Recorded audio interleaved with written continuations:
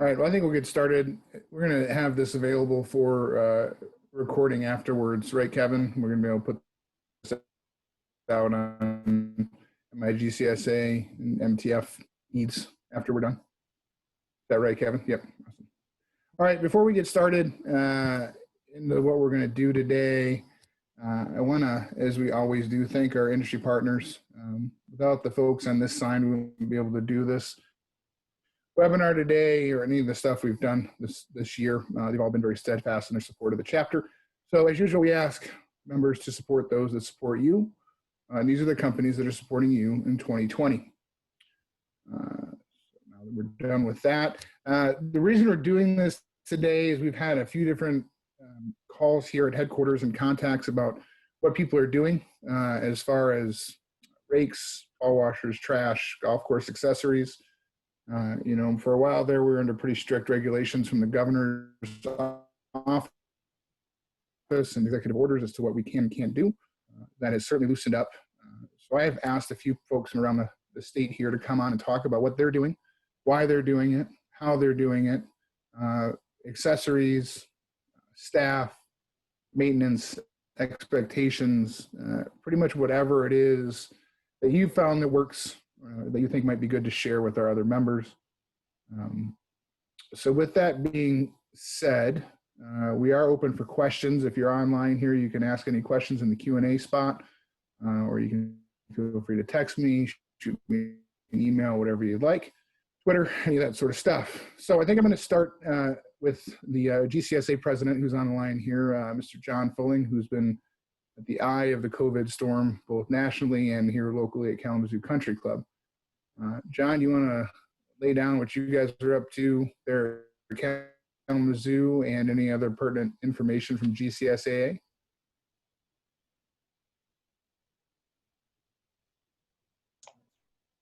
Sure. Got me? Yep. Okay. Thanks, Adam. Hello, everybody. Here at Kalamazoo Country Club, we were talking about golf course accessories, things like that.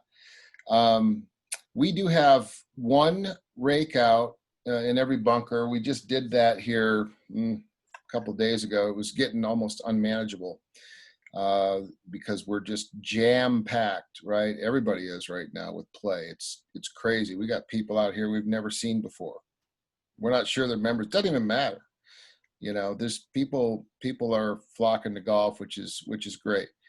But it was getting kind of unmanageable. So we did make the decision to put, one rake in every bucket. It's worked out fine. I think we're going to, as it loosens up here, we're going to maybe put one more in. It'd be nice to not have them in, but, it does get tough to play. We do not have ball washers out. And I don't know who's listening, but I hope to God we never put ball washers out. And but we do have baskets out. We do have benches out now because there's a lot of walkers and stuff. So we have benches, baskets, no ball washers, and just one rake in every bunker. We still have the little unit that you raise up to get the ball out. We bought those things. They were like, I don't know, $40 a piece or something like that. Worth it though. It's pretty cool. You're talking about on the flag sticks, John? Yeah, on the flag stick. We've got those in, although I'm hearing that after the end of this week, I think I know that the tour is gonna kind of move toward getting rid of all that. And I hadn't actually heard on touching the flag stick, but if everybody else takes them out, we're going to take them out. We thought about just leaving them in, but bottom line is once they can start taking the flag stick out and dropping it, those things are nice, but they're not stout. They'll get ruined as soon as they start throwing those things around. But, outside of that, that's it. We're going full bore. We do have 2 riders and carts now. I think that was changed, right? If not, then we do not. Once they opened restaurants for interior dining, that pretty much gave us the green light on being able to run carts to abreast. Because if you can sit at a table Yeah. In a restaurant inside with 2 people, you could certainly sit on a golf cart outside. Yeah. No. Then we do. Still sanitizing things though. I in fact just happened to win it at an MiGCSA auction. I think from our fine friends at was it Harold's? Can't remember. Anyway. Helena. No. Oh, Helena. Yep. Helena. Yeah. Sanity. Great. Sanidate. Use it all the time. Pro Shop. I want some of that too. Yeah. Did you really? Yeah. So yeah, we fill up some little 1 gallon. We do it because it's not the happiest stuff to work with, but it is effective. So we do it for them. We fill them up a couple of 1 gallon sprayers, and the Pro Shop they'll do down the carts and all that stuff. So we're still sanitizing everything and going about best we can. But it's jam packed everywhere. Nationally, same thing. So nationally, I mean, golf is booming. There are people playing. I think what was it 22% up, something like that. It's crazy. It for relative to what we thought it was going to be at the onset, I think we're doing okay. So golf wise, I don't know about the hair salons, but golf wise, we're doing okay. So They're making a comeback. they are. Thanks, John. Feel free to chime in with anything else. And that same thing with all the other panelists here. This is an open forum discussion. I think we'll shift from our national president to our local president, Rob Stager over in Saginaw, representing the Mid District. Rob, you want to chime in on what you guys are up to? Sure, John. One thing I'll mention, we're using the Sanidate as well, and I bought a syringe that'll suck up I think it's 6 ounces that you need. I bought that on Amazon, and it's made filling those 1 gallon jugs so much nicer. So, well, yeah, let me tell you, and I would agree. I'm going to get a syringe because, and I did. I'm basically doing it. Either I'm doing it or Blaine's doing it. I had the safety glasses on, thank God, because I actually got just, a speck of a drop right there. And I thought, oh man, that they're not kidding when they put it on that label. So yeah, that syringe thing is a great idea. Yeah. Really a lot of the same as far as the golf course goes. We're still using the pool noodles. A lot of the members like them. I don't know if it ends up being something that we stick with throughout the season, but it's obviously easier to get their balls out of the hole without reaching in. Trash cans we've had for quite a while. Last night, we had a board meeting, and it was decided we were going to try putting 4 ball washers on the golf course, which I'm okay with that. I think 4 might be a good number going forward forever, hopefully. No bunker rakes. Pardon me? How many trash cans do you have out there right now? We have, and they're probably going to go away, but we have the old style Parade trash cans that are the metal ones that are kind of part of the pole. So those ones could never really go in. But larger ones, I think there's 4 on the golf course. And obviously the larger ones are a lot more sanitary because you can take them out of their holder and just dump them. So that's why we kind of put those out relatively early, because we couldn't stop people from putting them in the little metal ones, which required us to put gloves on to empty them and stuff like that. So, right, that was one thing that was talked about a lot early on, is not having trash cans out there, and that was actually causing more employee interaction with trash and people than if you did have them out there, because people were just throwing trash everywhere. Right, you'd end up with a pile around where the trash can used to be that had to be touched to be able to throw it out. No bunker rakes just yet. We're doing our morning meetings outside. hand sanitizer on the exterior of the restrooms. I think I got that idea from CCD, which I thought was a pretty good one. Obviously, we have running water and soap inside the bathrooms. We went to touchless paper towel dispensers, but you do need to touch a door handle to get in and out of the bathroom. So the hand sanitizer on the exterior allows people to, sanitize after they've left the bathroom. Hey, Rob, have you thought about, we did the foot door pulls. So just, if you got a latch, obviously you got to put some tape over it or something, but they work pretty good. Just reach, your foot and you pull the door open, or just cheap, easy. Yeah, we've actually done those in the shop. I think we're at maybe 50% still working right now. A couple have been pulled out of the doors, and a couple of them probably need some new tape on the, but yeah, no, we're using that in the shop. The problem with at least the ladies' restrooms, at least on the front 9, it's a 1-stall bathroom, so you really need to be able to lock that door. There's no dividers in there, so that's why after thinking about it, I think hand sanitizer on the exterior was kind of the best we could do in that situation. Yeah. But Thanks, Rob. Anything else? oh, I think that's it. Okay.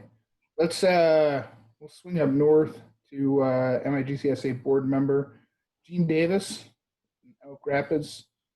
What's happening up there, Gene? Hey guys, thanks to everybody for having me.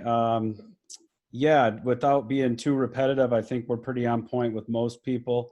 Just from an overall just concept, I think I had a board meeting last week with our board, and we're kind of, I think with a lot of the fully sanitizing carts, our pro shop is fortunate to be set up. We're a pretty small operation, if you don't know, just a small 9-hole club. And our pro shop's already pretty tiny. We're keeping that at 0 entry. I bought just a USB extension cord.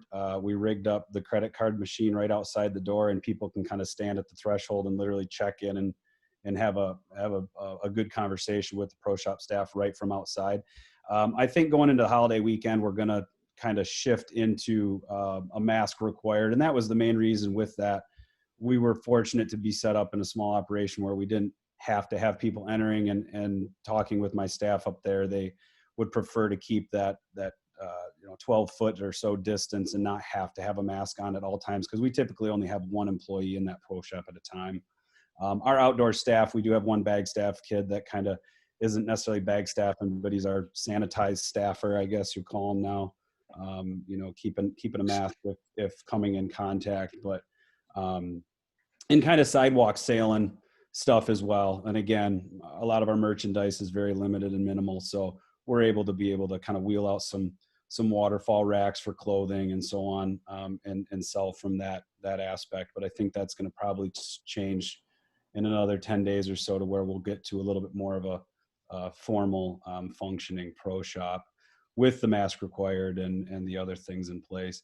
As far as on the golf course goes, it's all on point. I think one thing that wasn't brought up by the other 2 was water coolers has been a topic for us. We have decided that we are going to probably in the next week or so be putting 2 water coolers, again with the individual cups. And what I kind of started to say is I think with a lot of the CDC recommendations and some of the surface contact contamination becoming, I think, a little bit less of maybe a little bit lower on the list of concerns, we're starting to kind of crest over that hump of feeling as though obviously our club and business is trying to keep everybody as safe as possible and doing everything we need to do. But I do feel like there's a shift in putting the responsibility on the customer a little bit too, to do what they're comfortable with. So we give the options where possible. If you don't feel comfortable getting a cup of water, then don't use it, is kind of our philosophy going forward, I think. Similar situation with the ball washers. We do not have those operational yet. They're out there, but trash cans and everything else is out there. Still using the pool noodles, but I'm shaving a 1/4 inch about every week, and they keep getting lower and lower, I think, to where those potentially will be pretty small. And then again, I can foresee in the future going back to more of a normal setting, having that as an option if you don't feel comfortable pulling the flag out, but also not saying don't touch the flag stick, kind of touch at your own risk. So that's where we're headed. The one main thing is the bunker rakes, and we are no bunker rakes. I'm going to hold on to that as long as possible. And again, small club, 27 bunkers, very modest in size. We just came off a full bunker renovation 3 years ago, and our consultant and architect, Bruce Hepner, if some of you know Bruce, he's kind of a very minimalist when it comes to golf course accessories, and really preached and have communicated to the membership, that lack of maintenance is not what ruins bunkers. Because when we did this bunker project, the members always wanted to say, well, how long will these last? And his answer to that is they'll last a lifetime if you take care of them properly.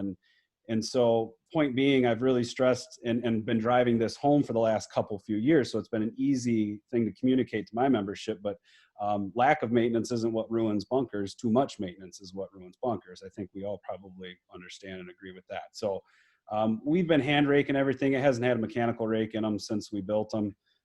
Again, I know that's not possible for a lot of properties, but it is for us. And so we're doing a full rake on our league day on Wednesday, Friday, Saturday, and Sunday as well, and then spot raking the other days. And so I've been polling the golfers and specifically our members, and the list of pros far outweighs the list of cons of not having rakes. Pace of play, they just like not having to go get one, and they like not having to rake their tracks. We are instituting the rake and place rule. So we do have a local rule that does allow you, if you hit into your bunker, you are allowed to pick it up and improve your lie. Most people are certainly not needing to take advantage of that because they aren't finding themselves in too much footprints. But where I see that being an issue is we are coming into our first formal two-man best ball event, like 32 teams is kind of a big event for us. And when you get into that competitive golf, I can see with some money on the line and you get your opponent's got a fried egg and they go, oh, you get to pull this up and set it back down. So we're kind of navigating that. We may institute bunker rakes just on some of our more competitive days, specifically in our league days and maybe during these other events. But like I said, I'm starting to wonder why we had them out in the first place and trying to hold on as long as we possibly can without them. So that's pretty much what we've got. Thanks, Gene. Yeah, it's a unique opportunity to maybe return bunkers to actual hazards. Mm-hmm. Maybe you don't have a perfect lie every time you hit it in there. My conversation with a lot of people is, how much would you pay if you're a member, a friend of mine that's not in the business, but he's a member at a club, how much more do you pay every year to have those bunkers out there, or those rakes out there in the bunkers? Let's say it's $200 or $500 or $1,000, whatever it is that it takes, and the cost of maintenance to take care of those and pick them up and move them and, wrap them every year. I said, is that really where you'd want to spend that money? If you were saying, hey, here's a check for $500, you have to write to the club every year for bunker rakes. Would you write that check? Mm-hmm. His answer was no. Of course not. I don't want to pay for bunker rakes, but yeah, and way there might be some opportunity to save and change some people's views. My trim mower too is a 74-year-old, very spry, good, great worker. He can run and jump and do everything. But, one thing I actually was thinking about doing, just because I was explaining, for Louis to get out of that Sidewinder, we're trim mowing with a Sidewinder. And if you guys have all been on them, that's not like getting out from a sit-up position. That's and for him to not have to do that constantly, because we're rakes in the bunkers, people at our club. But 15% of the rakes are placed back in the bunkers, as we know. And I kind of wanted to bring that mower up. If anybody was going to give me any flack to our board meeting and have them get in that and then get out of it about 20 times over a 5-minute period and say, you want to keep doing that all day? I wouldn't think so. So it's, obviously from a maintenance standpoint, it's Gene, Louis worked here last year. We are the ones that dubbed him the Rakinator. Okay. So Perfect. Yeah, he used a 4700 here. It was impressive. Fantastic. Those do a better job on rakes. They're bigger. Oh, incredible. Thanks, Gene. Yep. All right, we'll swing it over to the City of Livonia golf courses with our Vice President, Doug Ware. Anything different, unique? I imagine there's a few more stipulations or rules or restrictions coming from a governmental agency side. It actually hasn't been too bad. Like everybody else, we're slammed. All 3 courses are packed all day long. I think the only thing that we haven't mentioned is I'm still doing kind of a staggered start. I've got some guys coming in at like 5 and 5:30, and some guys come at 6 just to kind of keep them separated. Our payroll still cut, so I've got a pretty small crew, so it's pretty easy to not conjugate in the break room at all. Everybody's out doing stuff, so we haven't had any issues with that. And still trying to sanitize here and as much as we can every day. But it's nice to be able to send 2 guys out in a cart to go do a job instead of having to send like 3 or 4 cars out on it. We're still doing carts for the clubhouse. If people feel uncomfortable, they can take a separate cart. So some groups have 4 carts. Most though are riding together, which is a little better for traffic. Yes. So I got a question. So when they take their own cart, are they paying for their own cart? Is that how it works? They did not pay. So normally when you ride together, you pay for half of the cart. They're not making them pay for the full cart. They talked about it, but they didn't want to do that. So, but also we had you're GPS. gonna have a lot of afraid people then. Yeah, it's possible. I mean, it varies. I mean, obviously in the evenings, league night, like leagues, you can't do that. They still do have some carts that have screens on them that we did have that plastic barrier that is still available on some of them. I think the other reason they're not charging more for the carts too is they turned off the GPS to save money because it was like 11 grand or more per course to have the Visage on. So they decided just to leave that off. So they don't want to charge more money and still not offer the same services that we had previously to all this. So I don't know about anybody else for outings. We have our first big outing on Thursday here, 100-person outing. So I'll be interested to see how that gets handled. I think we had maybe an 80-person one over at Whispering Willows, which from what I understand went well. So I'll be curious to see how that all goes. If there will be any social distancing going on with that. The golf stuff really, Doug, the golf events and all, they've been pretty, I mean, they're not bad to manage, right? I mean, the pro shop staffs can do a pretty good job. And I expected it to be like a free-for-all. And that's actually, no, I mean, they do a good job. It's pretty organized. It's not that difficult. I mean, golf's like custom made for this. Yeah. So I do have one thing about water. Gene mentioned waters. I totally forgot.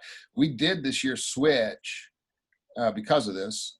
We used to have the igloo coolers, but we used the bags that go in that the water never touches the ice and the human hands never touches the water. But we didn't even do that, so we switched and got all these new things, and now we're just doing individual bottled waters and we put them out there. And well, they do like it, but they should. But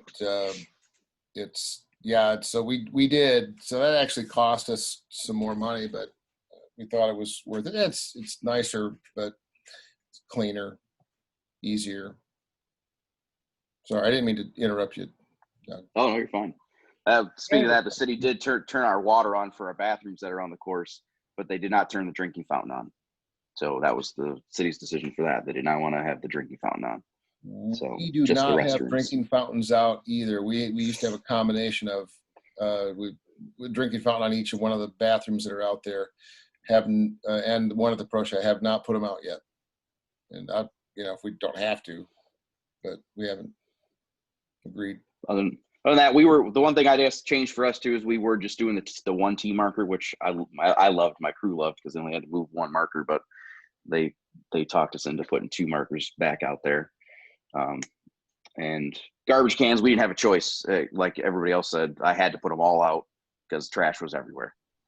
It was the worst when we didn't have any walking. When people were walking, it was worse. because they literally would finish a beer and just set it down by the green, wherever they're leaving from. So had to put the garbage cans back out, and they're full almost every day. They're packed. Lots of cans. As far as bunker rakes, what are you guys doing there? Since you're kind of the most No bunker rakes still. It's kind of come up a little bit, but not really. And I don't know. Our bunkers are pretty old and not in great shape. And now with not having a crew early in the year, some of them kind of gotten away from us a little bit. There's really not much to rake in all honesty. So I don't mind the rakes not being there. I've got the same situation with I got a 7-year-old guy who's out there on a 4300 that I don't want him getting off the mower because ours are supposed to be in the bunkers too, but they never are. But so I don't mind them not being there. So I don't bring it up, and until someone brings it up to me, then we'll have a discussion, but I'm not gonna bring it up anytime soon.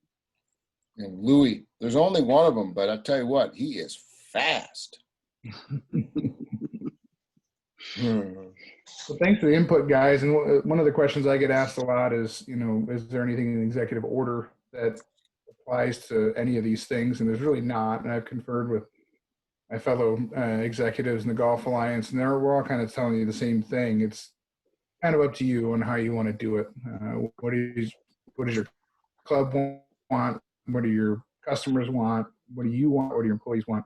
There is some information, the Back to Golf, which is a joint effort nationally. John has talked about before, between all the national golf groups, GCSA and PGA, USGA, the owners, all those folks. And there is a 3-phase kind of step up that you can use as a rough guideline. And again, that's not the rules. These are some recommendations. They've been reviewed by the CDC.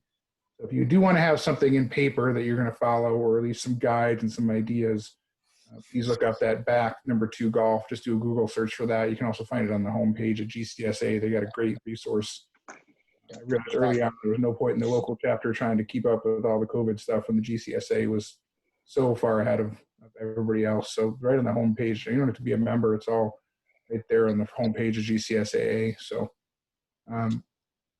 Kevin, do you have anything you want to add to this, even if it's not about golf course accessories? Anything you want to add from MSU, turf, disease, research, any of that sort of stuff? Sure, I'd be happy to, Adam. I'll just give you a kind of brief update just from MSU's standpoint.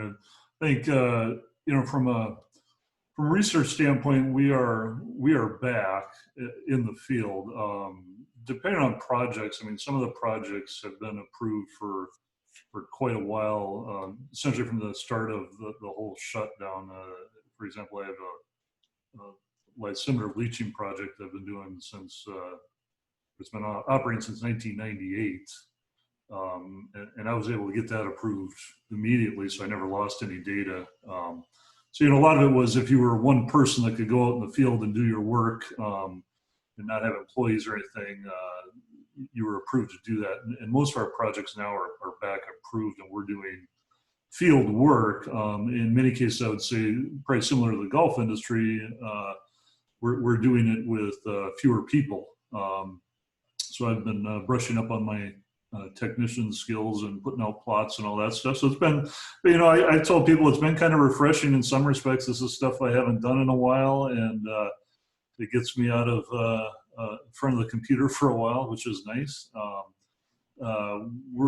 The campus labs are still in the process of being brought back up to speed.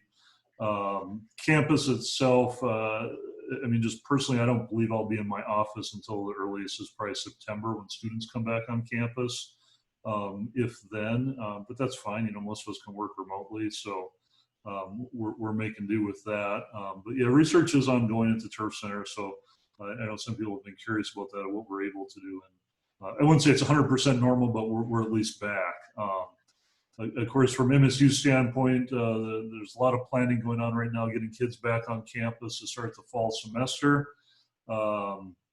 Classroom size, everything's being adjusted. There's going to be some in-person classes, some hybrid classes, some totally online. I know Dr. Rogers is kind of working through a lot of that with the turf classes that will be offered this fall, of exactly how those will be delivered. From another aspect too, our summer field day on campus isn't going to happen this year. We thought about maybe trying to push it to September, but I just honestly don't think, I think it'd be difficult even to get approval to try to do that now. So we're going to have some sort of virtual field day. I don't know if it's going to be all in one big shot or if it's going to be, maybe take advantage of certain trials and studies that are more pertinent as far as seeing effects in July.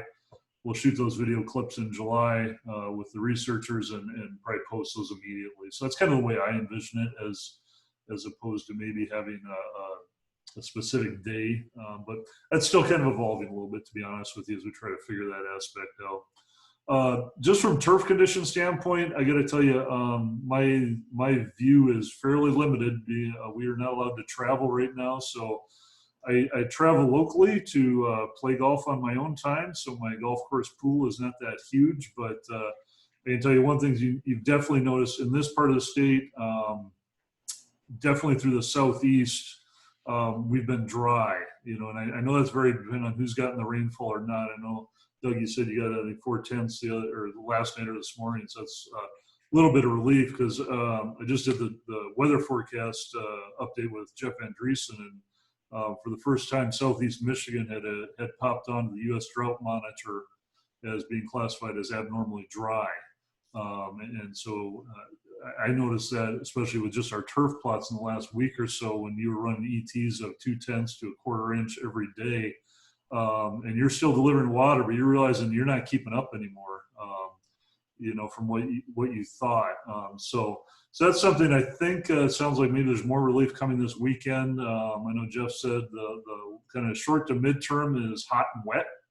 I don't think most of you like to hear hot and wet, but that's kind of what it sounded like for as we go into July here pretty soon.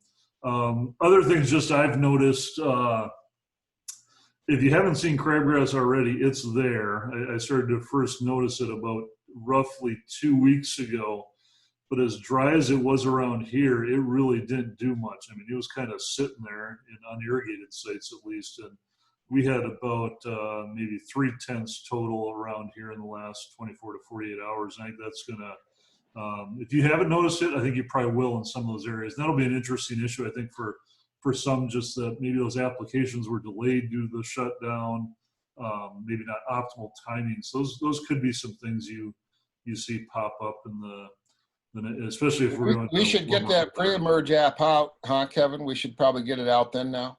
The pre-emerge. No, John, I think if you haven't got it out by now, I might just push that to 2021. No. You'll have product on hand.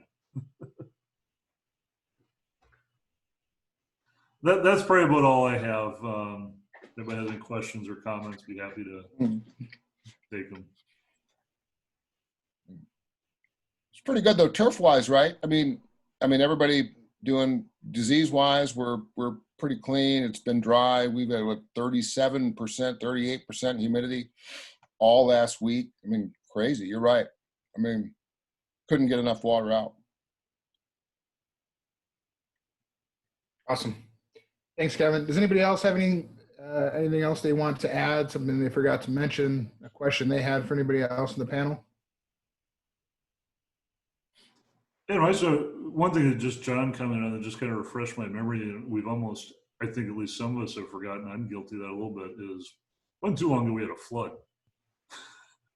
I mean, the amount of water we had some courses locally that lost a significant amount of grass, and then they've been trying to regrow that during this very dry period, which hasn't helped them at all. So for some that, had those, whether it was isolated on your golf course or widespread, depending on where you were located, that has been a little bit of a challenge that I know it's amazing how quickly you go from one extreme to the next, and it kind of slips your mind of the challenges that some people are still having. I got become more and more common. I got a question for Kevin or anybody else. I mean, how are we feeling? We're going into hot and wet, according to Dr. Andreessen in July. How are we feeling about the Pythium root rot, the dysfunction? Hard to tell yet. I mean, it's not nearly as wet as it was the last 2 springs, obviously. But We struggled with that last couple of years. I'm certainly not a pathologist, and I don't even play one on TV as that ad goes, I think. But, you know, it's interesting when you look at how dry we've been, and just this little bit of rain that we were all thrilled in this part of the state to have in the last 24 to 48. You know, Jeff had talked about this weekend getting some more rain, but to me, it didn't look like huge amounts unless they're trying to forecast this almost a week out, right? And most of us, it looked like if we got, I don't know, quarter to half inch. So I'm not sure that amount of moisture is really going to exacerbate that problem, but you know, it's all local, right? I mean, John, you on the west side, you might get a lot more rain than Doug does over on the east side, or Gene does up north. So I think, you know, all of these issues, you know, you guys are out there, you're watching, you got a lot of golfers to navigate around right now. I think that, like most of us have commented kind of before we came online officially, the amount of golf we've observed this year is really been quite impressive. Who knew that this would, something like this would essentially be what it takes to revive golf in a lot of people's minds and activities. Well, I can tell you from a chemistry standpoint that after the last 2 years, that if Pythium root rot or dysfunction is stoppable, I can guarantee you it is stopped. And if we get it, I can guarantee you it is not stoppable. Just based on, well, sheer input. But we were not going to get it this year. Tell you, it's brutal, man. It's brutal. And you don't realize, especially year one, before we actually knew what it was. We never deal with it over here. Think in Michigan, you know. I mean, I've never seen it before 2 years ago. Oh man! But once you got it, it's over. Then it's tough. Did you guys get any of that? We had a little bit last year. I think 3 greens. So one thing we're trying this year, I've talked to some other superintendents that are doing the same thing. We'll see if it works or not, but I'm spraying phosphite in every soil spray in addition to foliar sprays, with the idea being that if it works on foliar Pythium, if I can water it in and get it down to the roots, it's pretty inexpensive to do. So we're going to see, you know, if it works or not. Yeah, we went the expensive route. Our industry partners appreciate it, John. Happy to help all the time. Anyway. Anything else?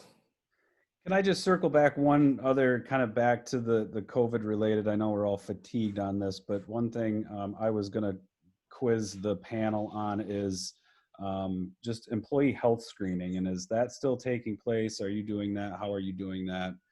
How are you documenting that if you are doing it, et cetera, et cetera?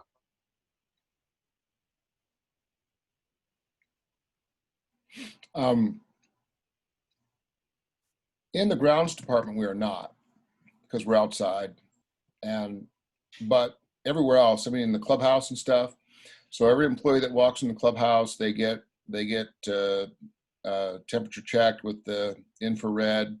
They fill out the 5-question thing, and then they have somebody witness, and then they keep all those forms. So anything that operates inside, or certainly, you know, restaurant, member, customer stuff, yeah, they are. So you really can't go into the clubhouse without actually getting screened, and they actually have people designated to do that. So yeah, they're taking it seriously here. What about members, John? Is there any testing of members coming in and out of the clubhouse? Nope. No. That's probably the most common answer. That seems like it would be pretty challenging to do and not something the members necessarily approve. Yeah. I'll tell you one thing we've seen is our outside dining, which has always been pretty popular. It is, everyone is choosing if they can get a table outside on the patio that's kind of the route. Those are the most sought after tables. And obviously we've got them a little bit more spread out, things of that nature. So there's even less of them, which has made it, an even bigger demand. So we're not doing any type of screenings for my employees. I do try and make an effort to just have brief conversations with each of them just to make sure that they're doing all right and they're feeling all right. And I've had multiple conversations with them. If you don't feel well at all, just stay home, just in case. So could be, their allergies are acting up and they just don't feel well, but still it's better not take that chance. Good. That's on point with what we're doing too. Kind of if you're inside or dealing, with public or customers like our pro shop is. I tried to get a couple thermometers back when we did our COVID preparedness plan. I think that went in, correct me if I'm wrong, but I think June 1st was when that was a requirement. Of course, they were like $109 a piece. And I kind of said, well, we put it on the onus of each pro shop staffers to be taking their temperature before they come to work and recording it that way. And then obviously answering the questions and stuff. But yeah, it sounds similar. Was just curious. And I don't know, I'm sure that's going to be here to stay probably for the whole season or whatever, but I just wanted to hear what everybody else was doing.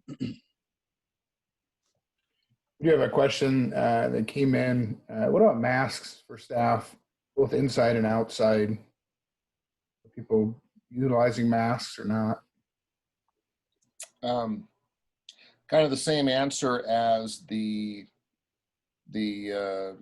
health check. So anywhere our staff is dealing with, Mark Jordan. Staff is dealing with members or customers, all the service staff have masks, they have gloves, whether they're serving inside or out. So they all have that. The outside guys, of course, don't and wouldn't anyway. But I think it's probably more dangerous, way more dangerous for the grounds department. But no, everybody inside, all the service staff. The kitchen does not, while they're cooking, because that I think they determined that would be way too dangerous with fire and a mask.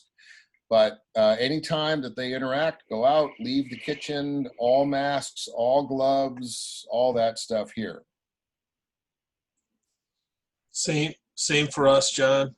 We're providing masks for the grounds staff, but it's not required. If they want to use them at home when they go grocery shopping, great. If they do want to wear it when they're in the shop, that's great too. Really, more than anything, just wanted to hand them out. So if someone doesn't have one, they now have one. I didn't want the fact that they don't own one to be the reason why they're not wearing one. So, but pretty much the same thing as what you've got going.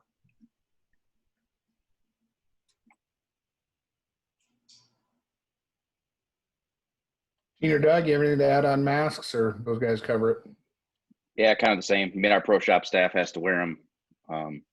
Limiting people in the pro shop. They try and do all pay ahead still as much as they can. But yeah, my staff, we're not really in here much. If we were to be together all together in here, yeah, I probably would push for them to wear masks. But we're rarely in here. All the doors are open, so I don't make them wear a mask if they come into the shop. Yeah, and same out, just to reiterate, we're set up to where I kind of just stressed, if you can't maintain 6 feet, then you are to wear a mask, but fortunately we can.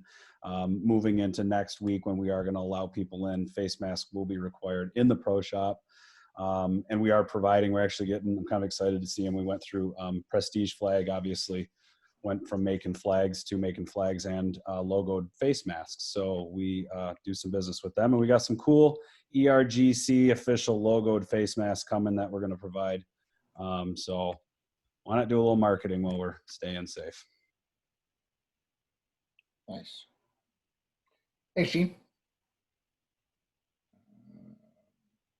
Okay. I think that's it for the questions. If nothing else, I want to just say quickly, we are working on a revised fall schedule.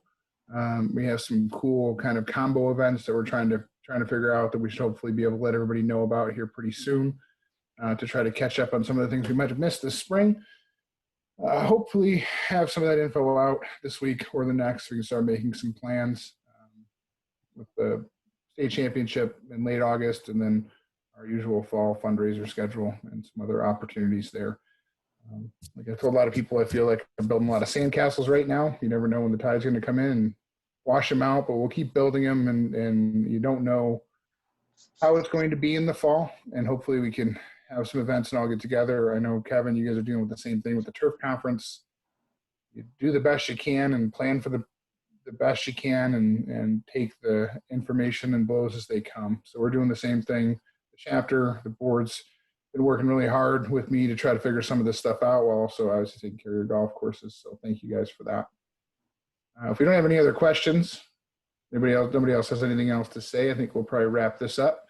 And we will make this available on the MiGCSA.org website. I don't know if the MTF may send it out as well, Kevin. I'm not sure. I guess I'll leave that up to you and them.